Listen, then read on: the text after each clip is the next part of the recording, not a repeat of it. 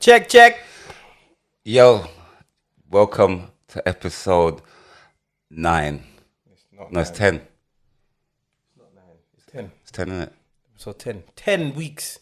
It's actually 11 weeks. You know, yeah. It's mad, you know. I didn't expect to see you again in my life. It's for so long, to be Yeah, fair. it's mad. But this is it. We've signed up now. This is life. This is it. We're not going nowhere. I'm telling you something. This one can't done, you know. This They're not can't really- done. That sounded mental to me, but the way you said it. No, your mind's mental, bro. We gotta let this shit go. We gotta let the wires go. No, but that did sound kind of mental. That did. You know that did. This one can't done. Hey, take it how you take it, man. Sure, I'm done, man. Take it how you take it, bro. Yeah? Wherever your mind took you, that's your business. Okay. Last week we were talking about housing. We weren't talking about, but I want to talk about. I just want to top it quickly because I'm just seeing like the government is making it difficult for everything now, in the sense of they don't want no one to have nothing. They don't even want you to have a house anymore. Yeah. They just, you understand what I'm saying? But I don't- to get a house, yeah. knows like back in my granny days, or like when you got your properties. Now it's so hard and it's crazy. We have to start thinking that the capital isn't the place to be. If you know, like if you want to invest, if you want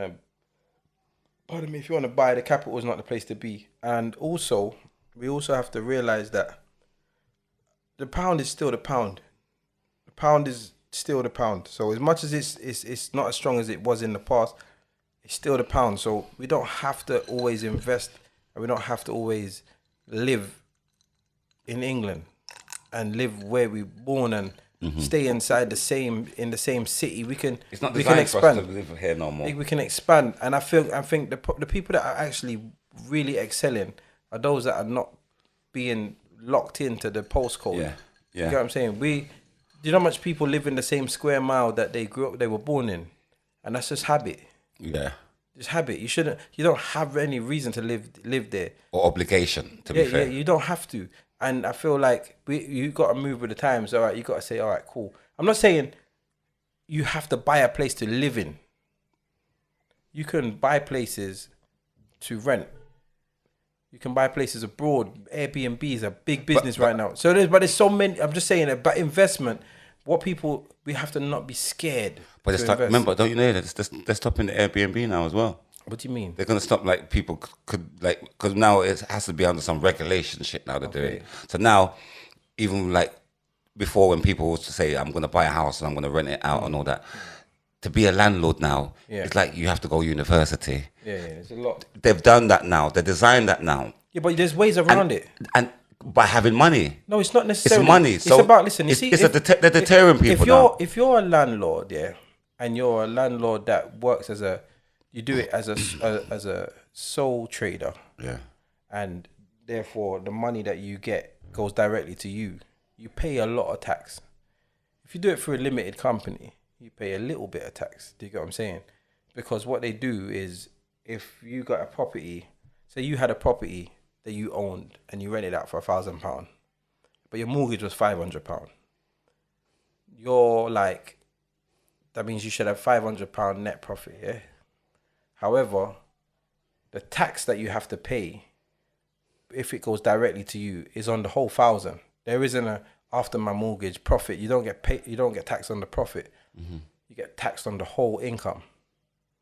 So then you end up probably spending about £300-400 on tax. Where if you do it for a limited company, you pay the mortgage off first, which is your expenses, your £500 expenses for the mortgage, and then you're taxed on the £500 profit, which is at a lower rate. So that's probably going to be about 2 bills or less. So there's ways around it, but you have to be financially literate to understand that. And that's out there, but people are not prepared to try and seek that understanding. And if you apply that same philosophy somewhere else, so if people are buying in Liverpool and places that are up and coming, but are really cheap in comparison to London. They might be expensive in comparison to other places in the world, but compared to London, it's a lot more cheaper to get on the property ladder. And once you're on the ladder, because then property buys property.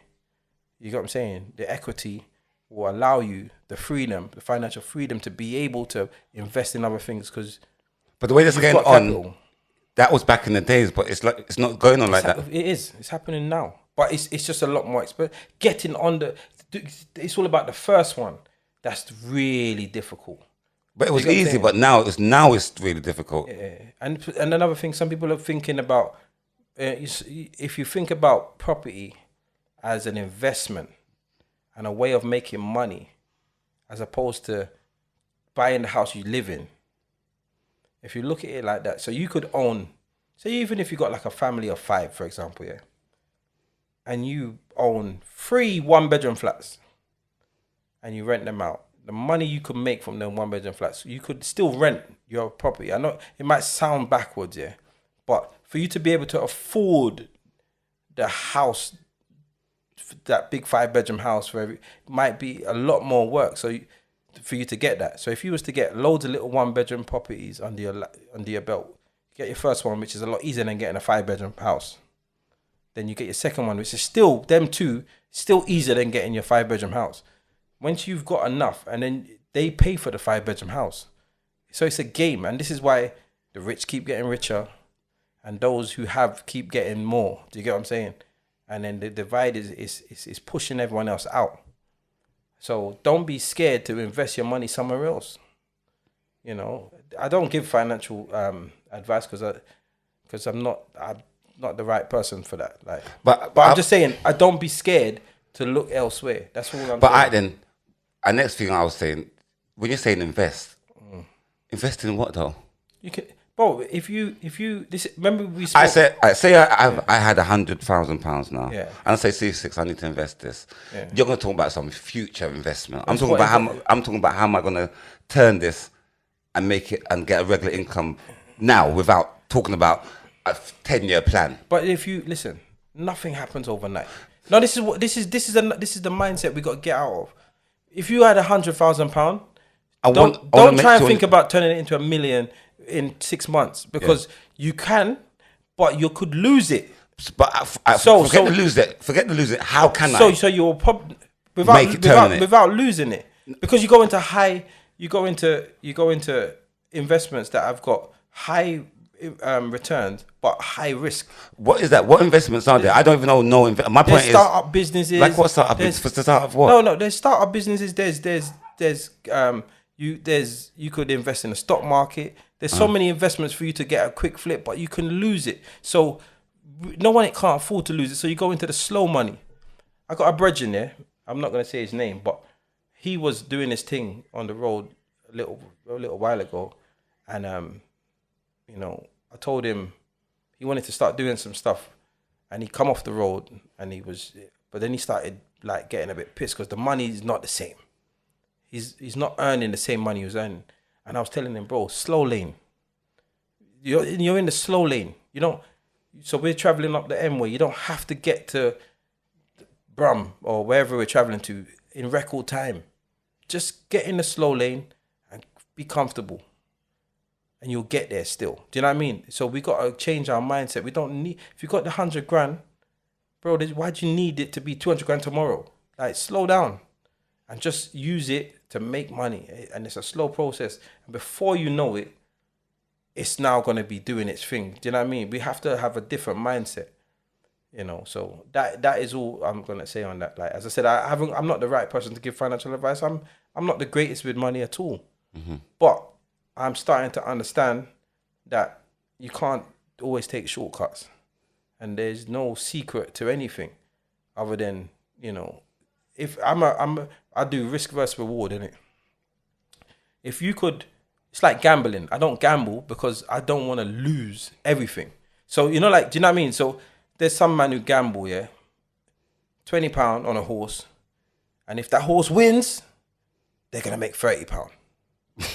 To me, you're willing to lose £20 to only make a tenner on top. That's weird to me. But you've just done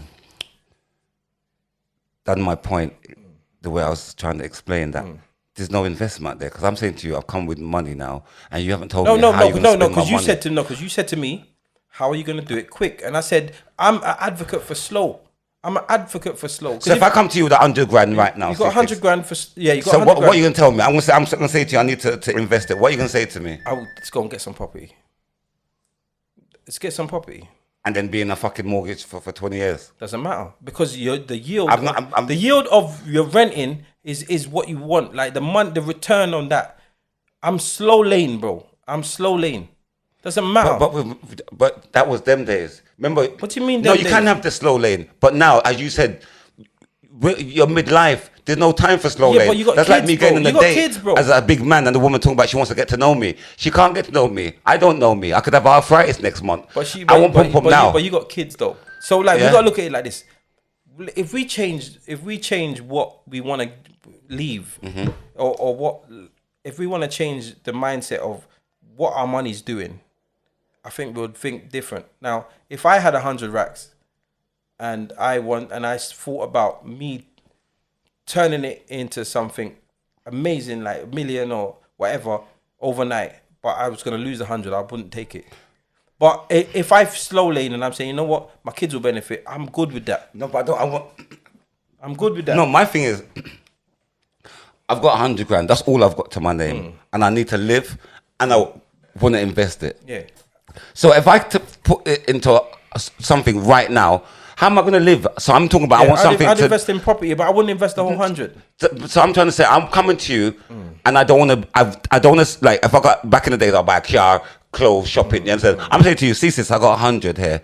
I don't want to be broke anymore. Yeah. How do I turn this, grow it, and still live?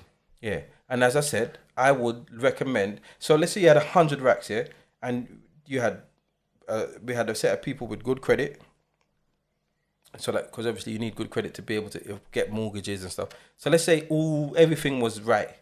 And so you won't tell me to get a shop or nothing? You just not necessarily. So how am I gonna? Not necessarily. How am I gonna eat next week? So why all this paperwork's going through? You're not gonna put the whole 100,000. You won't put the whole 100,000. Yeah. You won't need to put the whole 100,000. And if you have 100,000 to invest, then you should be able to still eat. If you can't eat, then you don't have 100,000 to invest.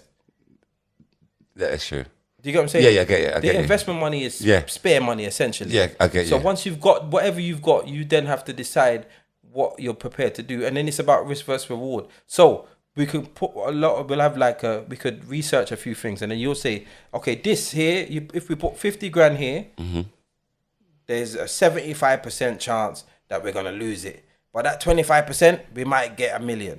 You'd probably say, no way. I don't want to dash with that. Because the odds are that, do you know what I mean? You start weighing up all your options, and then you see that there's gonna be things that are slow lane, but it's more guaranteed. There's even investment accounts where they put a small amount of money and they invest a small amount of money, and what that does, the interest on that account, because it's an investment account, is a lot higher than if you saved it in a bank. You save it in a bank, you get your 1% or some shit.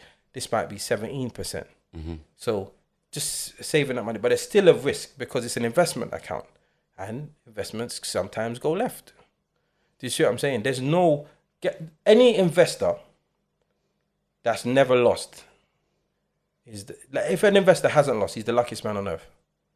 The luckiest investor on earth. I shouldn't say man, I should say investor. If an investor's invested in a lot of stuff and never lost, they're lucky.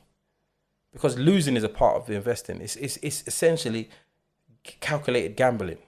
Do you get what I'm saying? But it's the only way, because money makes money. You have to put money into something to make money. Like little things. Look at you look at Rick Ross. We spoke at the other thing about, he was talking about Bel Air. I don't know his part of Bel Air. He doesn't own it, but he's an investor. You look at someone like Shaquille O'Neal. He invested in Ring Doorbell when it was a small company. And I don't know, I can't remember the story, but let's just say he found this thing on Amazon, and it was better. This is the story that I remember. He wanted to have a security camera team or whatever for his yard, and he must have paid £100,000 for something, and it malfunctioned and stuff. Then he went on to Amazon and paid $20 or whatever it was for this Ring Doorbell camera. And it was coming to his phone, and he was like, this shit is $20. and it's better than this £100,000 shit that I paid for or whatever. So he called them up. I said, I want this. I want to help this grow. And he invested. I can't remember the figure that he invested, but he invested in Ring Doorbell. And that now, the money he's making off of that, because of the growth of that, is ridiculous.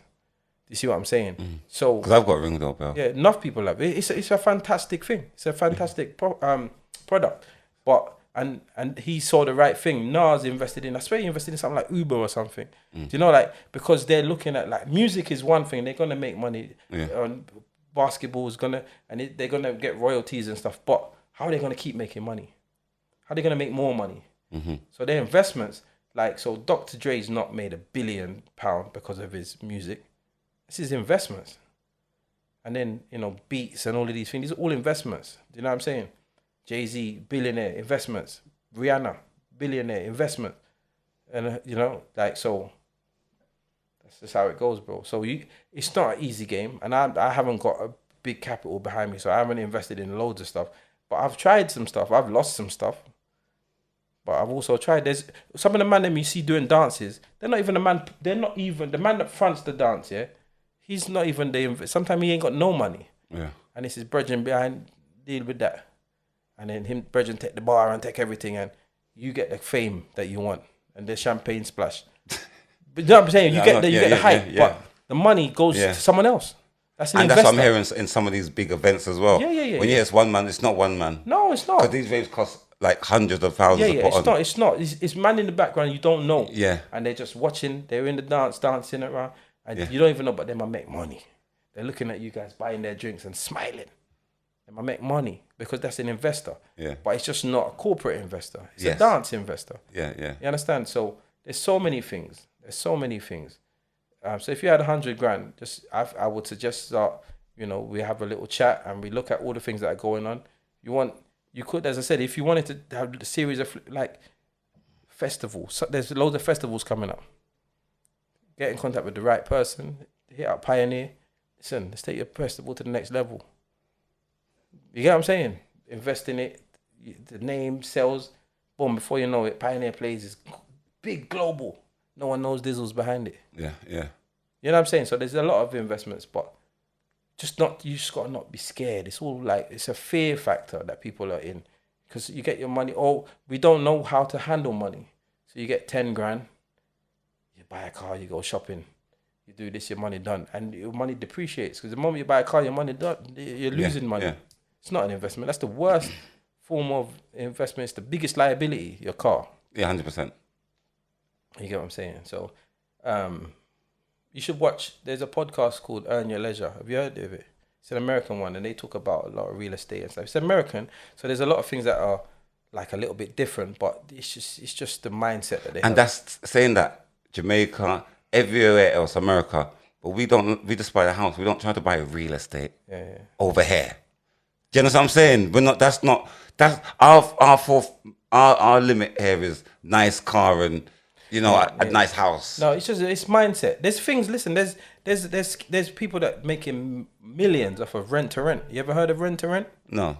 So they guarantee rent. So they say, for example, you own this property, and it's not really fixed up very well. So you can't get the right money for it. You're always say like this is a family house. So I'll come along and say, look, I'll rent this property off of you for whatever, it will cover your mortgage. You're happy with that. Then I fix it up. And then I rent it out for the higher price. So I make the difference between the mortgage and the rent. But I've put my money in. So I've decorated the house and brought it up in value for the renter. And I guarantee your rent as the owner. So your mortgage, I guarantee your mortgage as the owner. So your mortgage might be 600 quid, for example, yeah? And I'm saying, yo, listen, I'll give you 650 quid every month, guaranteed for a year. I might even, we'll sign something. Guaranteed. You ain't got to do nothing. And I will fix the property up. You understand? And you're like, cool. Then I rent it out, because after the work that I put in it, I now rent it out for £1,300 a month. Give you your 650, the rest is mine. After a year, I say to you, you want to carry on? No problem. Let's keep it because you guaranteed your money. You ain't got to worry about this property. It's being maintained. Everything's being done. That's rent to rent. So you don't even have to own no more if you do it right.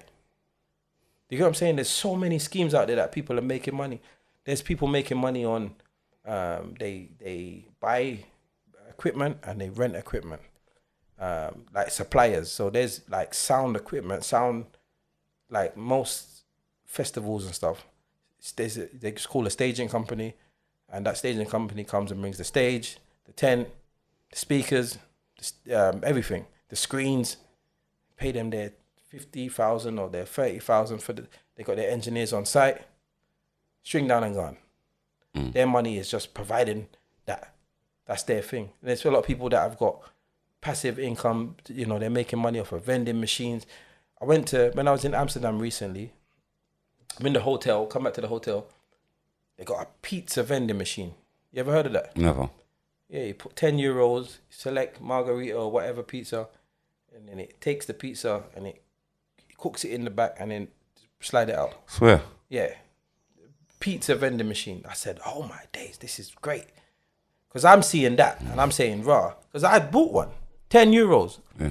That's a lot of money for a stinking one person pizza. But the novelty was what sold it to me. Yeah. And how was the pizza taste? It was decent. It was a decent pizza. It's like an oven pizza. Yeah. That it's probably frozen in there. They probably got like a freezer department. Yeah. Then this mechanical hand puts it onto the oven thing, bake it, put it out after whatever. So it's Hot. Hot, yeah. So it's like a proper pizza. But I'm saying to myself, raw. Imagine that on Clapham High Street, 2:00 in the morning after the clubs let out, and you know the people, the drunk white people, they all queue up at the kebab shops and the McDonald's and whatnot. But they got this vending machine. I'm in my yard sleeping. My vending machine is doing £10, £10, £10, £10, £10, £10. Do you understand? Yeah. That's a passive income. I've invested in the machine. It's just making me money. Mm-hmm. Them things have been happening for years. When you go to places like the pub and you see a fruit machine in there, it's not usually the pub that owns it. Mm-hmm. Someone's come in, put the fruit machine in there, and sometimes sometimes they pay the pub, but more time the pub's happy for it because it keeps the custom. Yeah. And that goes in, and there's a percentage there. Yes, people win, but it makes money. Fruit machine, pool table, these are usually owned by people. That's passive income. So there's ways of making money without even thinking about it, but we overlook it. You understand? We overlook so many things, bro. And that's what someone did say to me. He said, "D, when you're ready, buy a couple of vending machines. I got places for you. It makes a good money a month time. Yeah, but vending machines. But it's long as you've got to fill them up every month. Yeah, but it's not long. Because if you look at it like that, you might have to fill it up once a week. But like once a week, just do it. Say like you went around and did fill up Mondays. And you just drive around to your 10 vending machines. So every Monday, fill it up. And then that's your work for the week. You come back next week, clear it. And now the vending machine, it's even a bit different now because before, vending machines were like all cash. So you probably have to go and collect money before people broke into them. But now it's just use a card. The money just go into your account. I know a man who bought, in fact, he flopped himself because he bought old cars, but he bought 50 Toyota Prius. Is that what they called, or Honda Prius? Which one is it? Toyota Prius. Yeah. And he was renting them to Uber drivers. Okay, yeah. And the Uber drivers will pay for them because they were ready straight, to go. Yeah, but he bought old ones, and what happens is, every year, the acceptable age drops. Yes. So he ended up having too many. So he made good money. So I don't think he lost money, but it just wasn't sustainable long term. You get what I'm saying? So, but that's another thing. That he's just renting out these cars to people that need them, and they're gonna look after them because it's them. Essentially, he's renting out a business to someone. So there's so many things you can invest in. It's just about looking at the bigger picture. Like too many of us look at the surface. If I said to you, I've got this perfect shop front. Don't think barber. Yeah, man, we'll put a barber there, sir. Food shop. And why is that our first mentality as black people? Barbers. But people do have to cut their hair, and people do want food. Mm-hmm. Yeah, but most people have their barber already. Mm-hmm.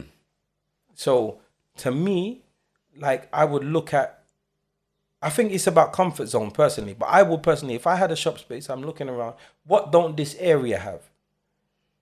And I look at the demographics of the area, and I'm saying, what don't this area have? And what can I attract a high percentage of the demographic of this area? So having a barbershop, you only attract black men. If you in the black barbers, only attract black men or black males. That might be, if your population of that area, from in my mind, is, let's say, it's 50% black. That's, and out of that 50% black, 50% of that 50% is men. You're now only attracting 25% of your whole community. Yeah. So you're limiting what you can earn. So if you have a food shop, okay, cool. You've now stretched it from that 50%, I mean that 25% to 50%, but you're still alienating another set of people because you're not. No, but Caribbean food. No, Caribbean food, but we're talking about the average Caribbean shop. Yeah. Okay, cool. The food is amazing. This is why if the average Caribbean shop did it the right way, there'll be no, Turtle Bay couldn't thrive. They thrive because the experience, they sell the experience. You go in there, you feel like you're in bloody Jamaica. Or, you know, the typical Jamaica, like, yeah man, red, gold and green, you drink out of a little coconut or something, you know what I'm saying? Yeah. They give you that experience. Yeah. So those people that went on the honeymoon to Sandals in Yard, they live that in Turtle Bay. They're not getting it from, you know, Pepper Pot Shop or whatever. They're not getting it there. Yeah, not get you. You get what I'm saying? So if you now look at your community, your demographics, and say, you know what, I want to give them, I want to feed that. I want 85% of the people to want to come here. I don't know what kind of business you have, but if you look at the area, and you've really put your mind to it, you could probably find something that they're missing and have that. So what would you? Because a black business shouldn't only serve black people, in my opinion. It just should be owned by a black man. Yeah, because remember, as I said, we don't want to alienate. Once you alienate anything from your business, you're in for a loss. Yeah. I don't want to alienate nobody. No. Like even with my comedy, I don't want to alienate. Yeah. Everybody's welcome. Yeah, that's what I'm saying. Yeah, everyone's welcome, right? And that way you end up with a bigger clientele. Yeah. Do you know what I'm saying? There's shops that we don't even know are owned by black people, and you see them ram every day. And that, you know, and if you make it non-threatening, because unfortunately we're still looked upon in a very negative way. Yeah. So and we do it to ourselves, to be fair. No, but yeah, I attribute some of the blame to ourselves. But yes, we're definitely looked upon in a certain way, and some people will just avoid a black shop because it's a black shop. But if we play the game right, you can own a black shop, and no one has to know it's a black shop. But that's circulating in the black pound. That black pound is not necessarily coming from a black person, but it enters the black pound. Do you know what I'm saying? It enters the black pound circle, but not from the first consumer, but from the owner perspective. So there's many ways. There's many ways. So if you've really got this 100 grand, let's talk. So big and serious. So what business would you open? Me personally, I'm interested in having a passive income at the moment. So, and there's many things that we're doing, like we spoke about, like vending machines and stuff. But those are like saturated. Do you get what I'm saying? So there's things I need to research. I would like to be the first or really early in something. Vending machines to me are played out.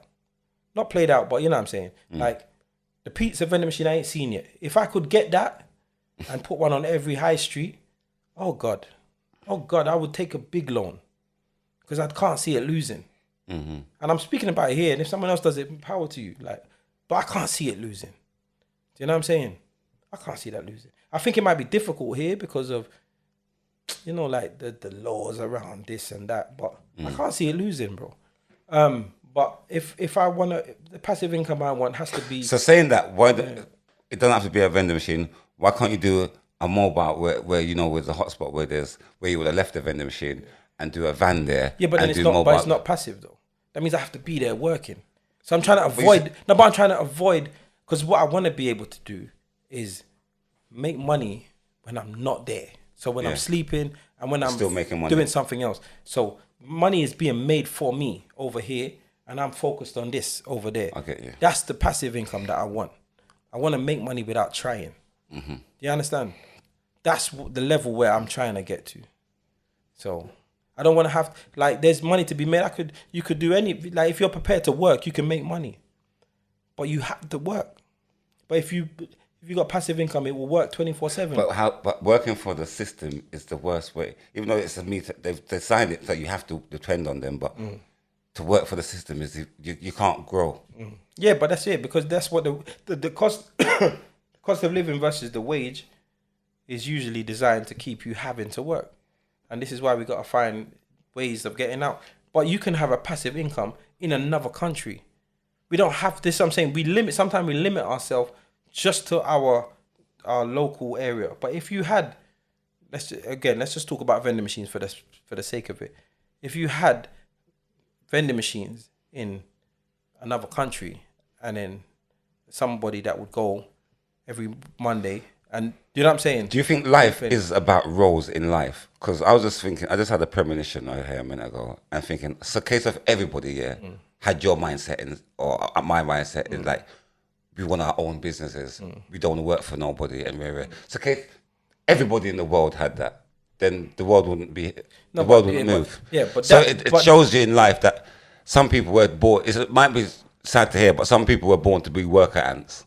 No, but that's life. The majority followers. Yeah. The majority. And were born to be worker ants. That's their job. The majority, work, but you need them. Then dead. But you need them. But remember, them. What you're talking about? My point is like people, me and you. Yeah, but I am one of them. I'm one of them because I haven't got what the things. But what I have done is I've been around people and I've been able to. As I said, I'm a free thinker, and I've been able to see things and learn from people and have a different mindset. However, I'm still a worker. No, but you haven't answered my question. My thing is, because you deviated, whether that but nobody could. Case of everybody wants to have that mindset. No, but then where would we be nothing would be made or nothing would be done. They can't. This is why. When they say, so where do you say that everybody should have their do you get what I mean? No, but do you get my point? But everyone's not designed for that. This is what I'm saying. Not everyone. So some people have to listen. Realize that you're just born in this world just to be a fucking. No, don't look at it. When you say it like that, but that's not how you look at it. No. Remember, in the chessboard, there's pawns. Yeah, but listen. So that means there's not people, no matter how. There's more pawns on the chess. There's more pawns. Do you play chess? Yeah. Okay, so there's more pawns on the chess than anything else. Yeah. But if you had no pawns, you could never beat me. Yeah. Like if you started the game with no pawns and I started with a full set, you could never beat me. Yeah, yeah. Do you understand? Yeah. Because. So my thing is so I hear that. So my thing is, if we're all designed to be one and all rare, why is there's worker ants? No one said that we're designed to be one. Okay. No one. I don't know. If life is like a chessboard, yeah. There's no piece on the chessboard more important than any other piece. There's no piece more important. You play chess, I play chess. All right, cool. Name the most important piece on the chessboard. The king and the queen. No, you think that because that's when you get checkmate. Move the queen or the king without moving anything. You can't. Yeah. They cannot move. Yeah. The first move has to be a pawn or something that can jump over a pawn, yeah? But without that, you cannot, the game can't start. The king and the queen cannot move until everything else moves. Yeah. Do you get what I'm saying? So the important parts are, everything is important. They're all as equally as important. They play different roles though. So the pawn... So even though the pawns eating fuckery for Christmas and the people at the top, it's okay for them to eat fuckeries because that's what they're designed to do. No, you're looking That's what they was here to be. Let's not be silly with it. But what I'm saying is, without the building, without the people, the pawn, the soldiers, without soldiers, the British army or any army would lose. The general don't mean nothing. The general on his ones, he can't fight everyone. Yeah, yeah.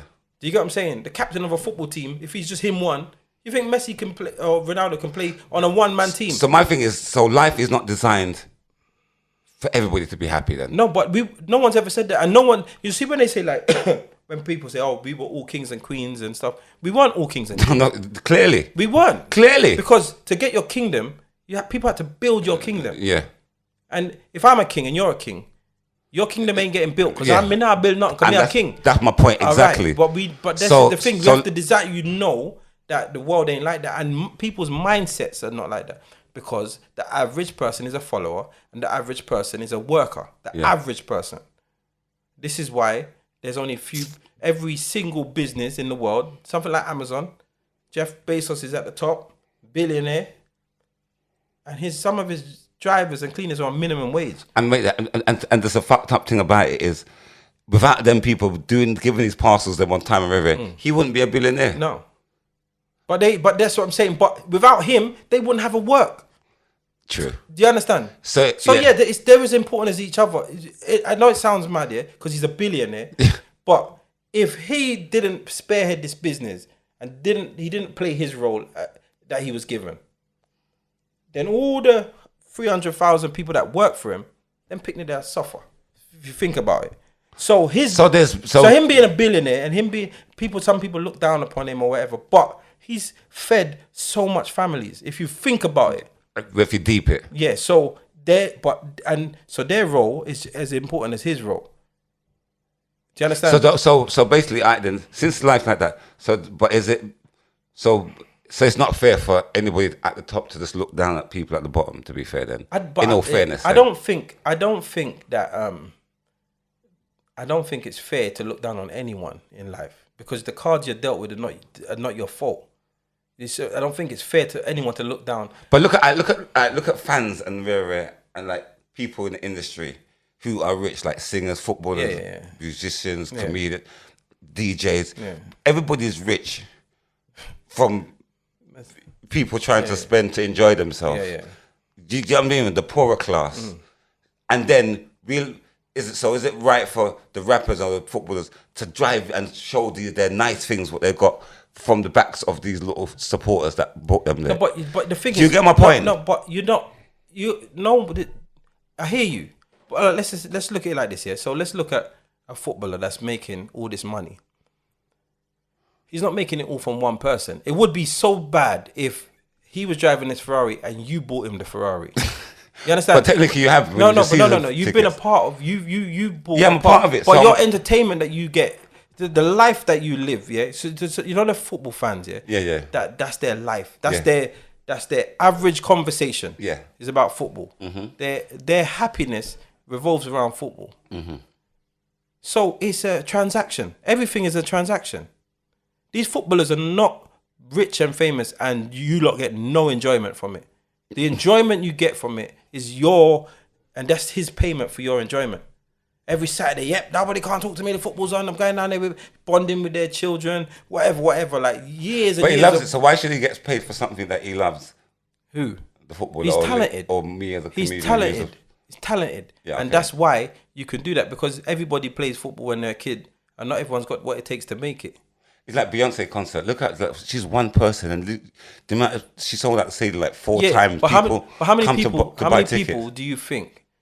All right, when we look back, do you remember during COVID, did anybody ever say to you, "Oh, you guys on the podcast have helped me get through COVID. It was really lonely, but you lot on the podcast." Think about that. We were putting in the work, and they were benefiting in ways that we didn't even know they were benefiting. True. You understand? So if in turn we get paid for that, we can't even. You've done your works. Do you understand? But the world is never going to be fair if you look at everybody trying to get equal. You understand? It's not going to be fair because it's never designed for people to get equal. It wasn't designed like that from the start. And funny enough, just this conversation has made me realize that it's true. You can't. Are you religious? No. Okay, but you believe in God. There's God. All right, cool. There's my God. But let's just say, like, even if you look at the concept of everything, why is Jesus only one man then? Why wasn't there everybody Jesus? Do you understand? Why is not everybody God's child? That just goes to show straight away that not everybody can be in the same position. You understand? Someone's got to be the chosen one. Someone's got to lead and for things to happen. Do you understand? So if you look at it from that perspective, why is everybody just not Jesus is God's pick-me? You understand? Like everyone has got their own purpose. That's why you have siblings, and one of your siblings will thrive and become some great aspirational role doing something amazing that can feed his family, like feed them. And then you got the other brothers just in and out of jail. little thief. Nothing now go on for him. You understand? Because he's not even designed to be like your brother's designed to make it. You're just a waste man. You understand? Not talking about you, by the way. You know about Harry, Prince Harry. You got, you know, yeah, but even someone like that, Yeah. they got different roles. Yeah. Harry's not even in line for the throne. Yeah. For Harry to get the throne, about 20 people are dead before him. But how's that? But see the fuckery of the hypocrisy, because that's my brother. He's my older brother, so when he's dead, technically It should be you. Yeah, but that's not how it goes. Because why though? Because it goes to his son. That's fun. No, because if the queen dead and it doesn't go to her sister, and it goes to her child. When Charles dead, it has to go to his child. That means Harry. So Harry was never destined to be king ever. No. But he's in line. Where? What line? No, listen. Let me tell you something. How? What line is he in? Hold on. Listen. So Charles is king now. Yeah. When Charles dead, it goes to his child, Yeah, his which firstborn. is William. Yeah. Yeah. When William dead, it goes to his child. The firstborn. If he dead, it goes to his sister and if she dead, it goes back to the uncle because she got no children. Okay. You understand? So for Harry to get it, they have to all dead. That is no one. Why do you think the man's getting on so? But it just shows everyone's role in life is different. But that's you feel Everyone's that's role though. in life is different. No, I don't. Because you just gotta be happy with where you are. How can my dad be king and I'm nowhere yeah, but near? You're not My brothers picked them first. You're not the firstborn, and this is just how it goes. And if you're worrying about not being king, then you're selfish, bro. You understand? Because you rich, you're born into this. Just be happy with who you are and what you've got. No, but it doesn't work like that. That's aristocracy. Yeah, whatever. But this is what I'm saying. This is how I look at. This is my new philosophy. You just gotta be happy with. I don't watch nobody's business.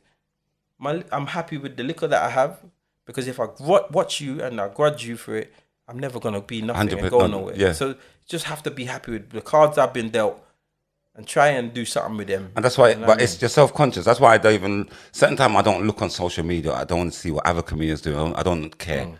Because your subconscious will start. Yeah. Because, you know what I'm saying? We're human. So I'm focused on me.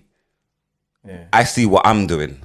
I don't want to see what no one's doing, because that would deviate me from what I'm doing. It could, because you start to think, well, I could do this, and if they done that, yes, if I apply that, I'm gonna win. No, it doesn't necessarily go. And your probably might not do it, but your subconscious. Yeah. Because we got to know that, and remember, style don't suit everybody. 10 people might, do the mirror screen jokes and all become millionaires. Don't mean that the 11th person is going to be a millionaire. 100%. You might just be laughed at. Do you know what I'm saying? Yeah. So you got to find your own lane, do your own thing, and you got to understand that things come to you naturally. Sometimes you don't even know how these things happen. Mm-hmm. Look at the life you live now, yeah? And the way you live your life and the success that you're having. And then you look at the way you grew up. You didn't even plan for this. Mm-hmm. Do you know what I'm saying? This comedian, this wasn't a part of the plan. That's why he was doing what he was doing before, because you thought that you had to do what was happening. You thought you had to do what you did. When you realize it didn't pay off, what comes to you naturally is what's actually paying you. Imagine if you knew your calling when you were 19. Yeah. Imagine. Because look when Eddie Murphy bust.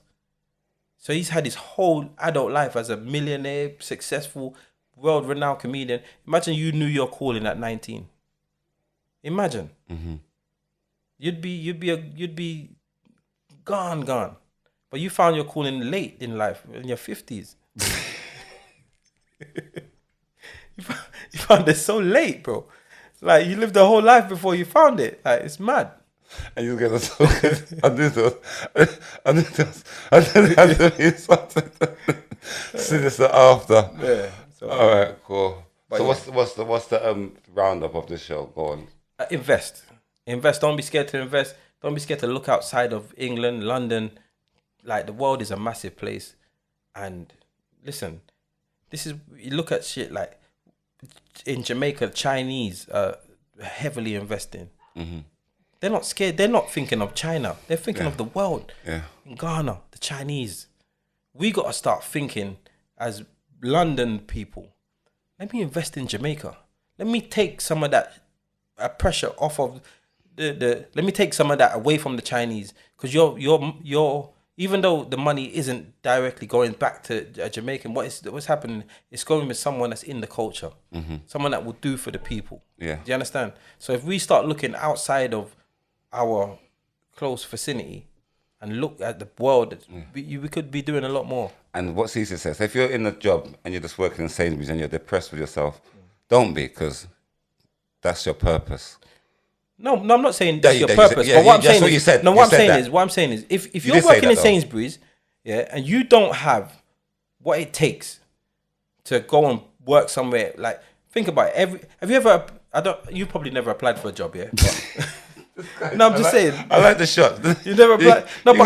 Jobs. I've applied for jobs before, and I've been looking at jobs. You know, like I could do that. And when you look, requirements, bachelor's degree, or you need to have 7 years experience in such and such an industry. And I say, wow, that alone just writes me out. But the job description I can do because I'm not stupid, but I don't have the qualifications for it. So if I'm working in Sainsbury's and I'm looking at all these jobs and I don't have what it takes, maybe I need to go and retrain. Maybe I need to go and get those qualifications.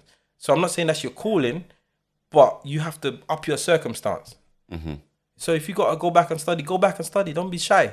Don't think like, oh, because I'm, old, like C6, that you don't have to go to college. You can still go to college. Yeah. Grow up looking like Father Christmas, like C6. Yeah. You can still do it. Here we go. Here we go. But yeah, people, enough love, and just I wish that we all can do great things. You know what I'm saying? Don't bring fly in my yard, I've never had no flies in there till you come. But this yard, there was no flies in there. Don't try this in my yard. I'm not dissing your yard. I'm not dissing your yard. I'm just dissing the things that are in your yard. Yeah, like there's one bag of shit up in here, man. But the yard's nice. The actual structure of the building is nice. The structure of the building. All right, people. Until next week, we're out. Love.